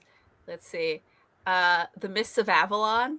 I hated that book so much. I read it in high school and I hated it so much. And then of course later on it came out that she was a terrible person and like was accused of all kinds of stuff, and I was like, well, that doesn't surprise me based on the really bizarro stuff that she wrote in that book.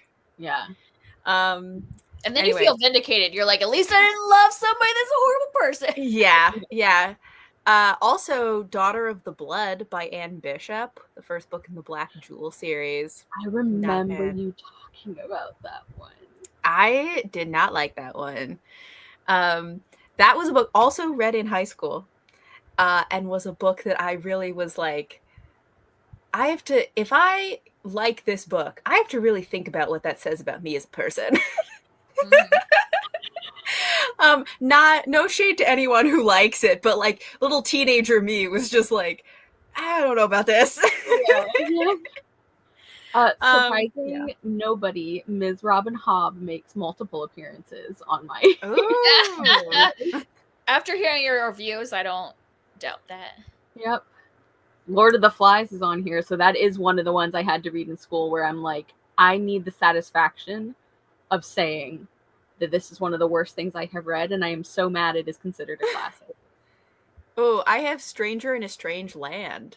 I hated that. That's another one that I refuse to acknowledge it exists. I did not put it on my Goodreads. I had a professor in college where we, we had books we had to read, and there was one that I just couldn't do. I like hated it so much, and we had where we had to check up halfway through the book and talk to them about it. And he's like, "Well, it's showing here that you didn't finish or continue reading this book." And I was like, "No," and I'll lay out exactly why. And I told him all my reasons. He's like, "Okay, as long as you can write those up and be clear, then you don't have to finish the book." And I'm like, here. So it's not like I was just oh, I'm bored, I'm not going to read it. Or it had I was like, these are the exact reading. I was talking about this. Yeah. That is one of the reasons why it's hard to make me DNF a book. And I do sometimes. There have been times when I have done it, but one of the reasons that I often won't, even if I am hating a book, is that I want to be able to say, no, I read the whole thing, it did not get better. And actually there has specifically been multiple books where something happens in the last 1 or 2 chapters that is a key piece of why I hate that book and why I would give it 1 star. So I'm not saying that reasoning is for everyone. I'm just saying that for me is part of why I don't feel like it's a waste for me to push through and finish something I'm not liking, is because I'm no, I have the receipts. Yeah. Looking at this though, since I'm looking back through these books, I read the first 3 books of the Dragon Riders of Pern. Every single one I gave 1 star. Why did I read 3 of them? I read. Okay, that just makes you a fool there. No, literally, I have another one where it's the Night Angel trilogy by Brent Weeks. I read the entire trilogy. Every book has 1 star. Why did I read them? What am I doing? What was I doing? And those are thick. Yeah. I read I think it's the first Dragon Riders of Pern book, and it was a 3 stars for me, only because there are some there's some parts that I'm I hate this. This is so messed up. I can't believe that even in the 80s or whatever that this was okay.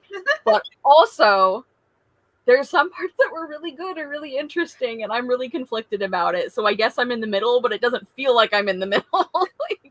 I read this so long ago, I don't remember at all why I gave it 1 star.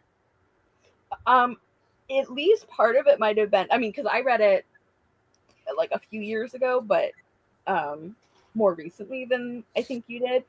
And just to guess that part of the reason might have been that there is some incredibly poorly handled I don't even know what you would I wouldn't even call it dubious consent, because I don't think there was dubious consent, but it's so messed up. There's a thing that everybody else knows about. I guess this is technically considered a minor spoiler, just if people are watching. There's a thing that everybody else knows about when the main girl is bonded to a dragon and her dragon is bonded. I've heard about this. Yeah. I don't remember that being the thing, but I also I read this in high school, and so no everybody memory. else knew this, and that it would feel like she doesn't have a choice, and nobody tells her. Yeah, it just was not. Yeah. I don't think I'm gonna read that. Yeah. And it sucks because some of the story and fantasy stuff was super interesting, and I was I can see why people would be into this series or would enjoy this author. It's really hard to read it not through the lens of what are we doing here? Why was this okay? Yeah. Something that's really interesting. I started because I've noticed that I have been putting down a lot more books that I think are going to be 1 or 2 stars. And so I started actually looking back over the last, 5 years of how many 1 stars, how many 2 stars, how many different stars. And I said, I haven't had any 1 star since 2022. Before, in 2021 and 2022, my 4 and 5 stars were only like 60% of my reading. But now in the last 2 years, they've been 77 to 80% of my reading. Oh. So I'm like, well, that seems pretty darn good. Yeah. Like, so I'm like, if I can just like continue to DNF 1 and 2 stars and like really have, because that means only like 20% of my reading is like a 3-star, you know? Yeah. That is really cool. So I think that's been good of like putting stuff down. It just happened to me this month I got 2 of them, and I would have like probably quit both of these if they hadn't been in a series.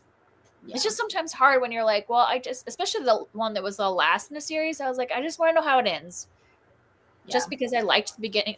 I gave the first 2 books 4 stars, and then this last one, I was like, I just hated the way this book ended, or the series ended. Yeah. And I like, we might have talked about this in a previous craft sprint, but like, I feel like it's almost not looked down on, but I feel like some reviewers I've seen have talked about series enders in a way where it's like, oh, well, you should be able to separate your review from like the way something ended. And I just don't think that's necessarily true. Like, I mean, I'm not talking about different people weight the ending of a book or series differently. So that totally makes sense. And I know that we've all talked about that before. I mean, like, sometimes it almost seems like, oh, well, if your review is affected by the ending, that's not as serious of a review almost. And I'm like, but it colors the whole book. Like, the themes and the character choices and all of that, those things sort of get intensified by like how a story ends. Like, at least that's how I feel, is that it's not just like, oh, I didn't like the ending, some things happened that I didn't want to happen. It's like the things that the book was building towards, I feel like were not delivered on. And also the things it says in the ending make me question some of the things it was saying earlier. Like, yeah, that's like if you had watched a movie and you got to the end and found out it was all a dream. Yeah. Wouldn't that color like everything that came beforehand? Right. Yeah. So the ending does matter in your review. Yeah. And it's like, there have even been times where it's like, I've been pretty much enjoying a book, and then the ending is done in such a way where I'm like, I do not enjoy this book anymore, because the things that I liked about it or that I thought were well done were like completely undermined and destroyed by where things ended, you know. And especially with some of the, like what we were talking about with 1-star books being like harmful or like offensive, it's like sometimes it's not always immediately clear when that's an element of a book, and then you get to the end and you're like, oh, that's what you were saying, you know. Like, I don't know. Yeah, I think you have to take the work in its totality, and ending is part of it. Yeah. And it's like I mentioned earlier, is like, I know that for different reviewers the ending weights differently, so I'm not saying like, oh, I don't understand that. I mean, at least some of the people that I have seen before, there's almost this feeling of like, well, you should be more like objective, or like you should like separate the ending more from the review. And it's like, well, no, that is part of the review, is like where things end up. And isn't a review in itself not objective? It is not, right? It's like, so it's just, it's a, yeah. Weird hang-ups. Yeah, I haven't heard people making that argument. That's odd. I mean, personally, I am not generally someone that like the ending has a huge impact on my feelings, unless I feel like I guess my feelings about endings is like, if the ending isn't good in that like it just sort of fizzles out, or it's like mildly disappointing, that doesn't really affect my feeling about the book if I enjoyed most of it. Right. I have rarely come across situations where I feel like the ending retroactively ruined the rest of the book. But in those cases, then I do like really care about the ending, if it is one of those situations where I'm like, you were building all of these themes and then the thing you ended on just negated or undid everything we've been talking about this whole time. But Yeah. that doesn't happen to me that frequently. But yeah, if it just sort of like fizzles out, or it's kind of like, oh, that was a stupid ending, like Yeah, no, that doesn't bother me so much. Yeah, me neither. It's like if, okay, so like say you were reading a book where like one of the main, or series where the main theme is like the main character is a young woman or whatever, and she's learning to come into her own and learning like how to be confident, stand up or whatever, and then you have like the ending scene is her just like passively being a victim and then like being saved by the guy. Like, Yeah, you wouldn't want that to be the ending of one where the theme is that she is learning how to stand on her own the whole time. So there's something like that would bug me. Sure. I agree. But yeah, so those, but I've had a couple 5 stars, which I haven't had a 5-star in a little while. So yeah, that's exciting. Yeah. So happy about that. And then I picked back up Fire because I set it down for a while. So that's the other one I'm reading right now. Yeah, I love that series. I'm glad that you've been reading it and liking it, Kelly. Yeah, I don't know what is up with me though, that like both Graceling and Fire I put down in the middle for like 3 months, and it's like I stop at one of the breaks and I'm like, oh, I'm just gonna sit down for a little bit. Well, it's also like the series can get pretty heavy, you know, in places. So I don't think it's surprising. Like there are definitely parts in that series where like I've taken a breather, you know, and not that has to be the reason you put a book down, but I just know that that's been a factor for me. Yeah. And actually, that series is a great example of how, like, I don't think I know, like you were saying, Huck, about Fireborn, and it feels like, oh, an older fantasy of, like, this certain decade. Like, I think Graceling and, like, the Seven Realms series and some of those books, it's like, those, I think they make it hard for me to see the categories that other people talk about. Because, like, I don't know. Yeah, I don't know where I was going with that. It just occurred to me. Because they stand out against the other ones. Yeah. And they were written or published in a time where young adult was a much more loosely defined category. And I think that maybe affects it as well. But it's kind of like Tamora Pierce. Like, I have trouble with some of those really viewing them as like young adult, or even like for Solana as being middle grade, because, you know, I wouldn't, like, my kid reads books so fast, I wouldn't hand her the Alana series, because even though the first one is age appropriate, it's going to get non-age appropriate very quickly. And so it kind of spans like age, and then it's really more for probably an older teen to start with, even if the first book seems young, like, but you wouldn't want to like hand her or whatever as a 10-year-old. Yeah. Well, so when I'm talking about like an older YA, I actually don't mean like you know, like Tamara Pierce old. Like, that's older than what I'm talking about. Yeah. I mean more like it feels like YA from like maybe the 2010s or something, or like, I don't know. I guess it was published in 2019, so maybe, yeah. So like maybe it does feel like it's sort of at the tail end of like the time period, but there's just like a certain tone, certain tropes, certain phrases, certain things that I like associate with like the way YA was at a certain period of time, and it's sort of evolved, and a lot of YA feels different now.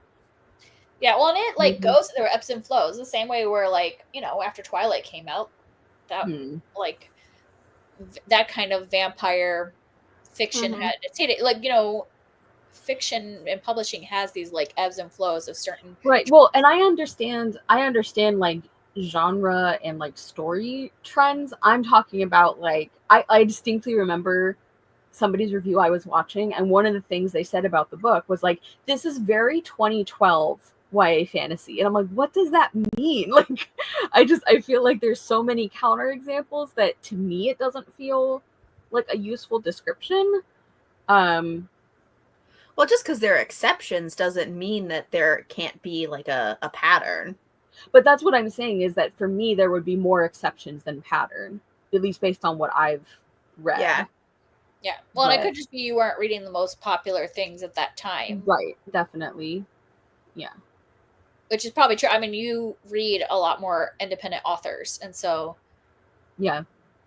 but if you were like going into a Barnes and Noble in 2012, it would be a very specific type of book or whatever. Well, I mean, even though when I was younger, like I didn't read independent authors really because I didn't know what that was. So I was, walking into a Barnes and Noble or walking into my library and just kind of like seeing what was there. Yeah, I don't know. I guess also it could be that I guess my underlying issue with it could be when people act like that's the whole review, is like, this is bad because 2012 fantasy. It's like, well, for one thing, I don't think 2012 fantasy is like a helpful description. Like, to me, it doesn't tell me anything about what the plot is like, what the characters are like what kind of story it is. But then also, I have almost always seen it in like a negative way. Not always. Like, I have sometimes seen people been like in a complimentary way, like, oh, this reminded me of like the young adult fantasy I would read in like the 2010s or something like that. So I don't know. Once again, it's my hang up on age categories, I guess, as like the defining factor for book reviews. I guess that's my main issue here once again.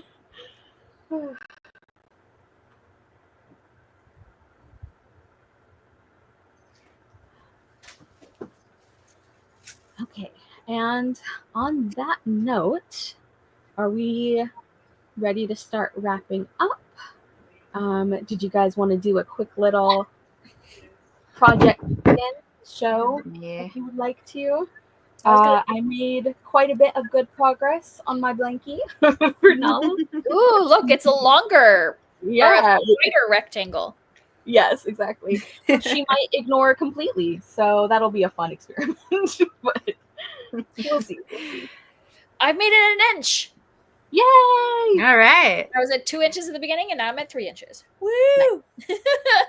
I think I didn't really mark where I started, but I'm pretty sure I did this whole row of diamonds, and I started this row of diamonds. So. Looks so pretty. You definitely have more diamonds. Yes, it is more diamonds now. Okay. Anything you guys want to? Ooh, and you want to see my floats? These are on the back. Even. That's so nice. They're so even. Yeah. Hopefully, it looks good once it's off the needles. We'll find out. Yeah. Yeah. Like I said, I linked Kelly and Huck below. Once again, shout out to both of you guys for scheduling us, because that is not. As always, thank you for hosting. Yes, of course. I love our little crafting sprints. I was looking. Thank you for those of you who are watching along. Thank you to those who watch it back later. What were you saying, Kelly? I was gonna say my June TBR just posted just now. Yeah. So I mean, we'll have to go watch it. Yes, watch it. The last video. I am super behind on all things YouTube related, so at some point you guys might be getting comments on like 6-month-old videos. So just prepare for that. Well, I did that to you. I think I watched something that you put up many months ago. I'm like, oh, I haven't watched this yet. Yeah, it happens. It happens. Yeah. Like sometimes I see people, they're like, "Oh, I'm sorry, this video is from like 3 weeks ago," and I'm just commenting. I'm like, like 3 weeks to me is not even apology territory yet. Yeah. So all good. All right. Is that everything? I think we will see you guys next month for another craft sprint, TBD on date and time. Yeah, I think that's everything. Thanks again for hanging out with us. And if you watch it back later, thank you as well. I don't know why I feel like there's something else we usually say. I think that's it. I think you're all good. All right. See you guys later. Bye.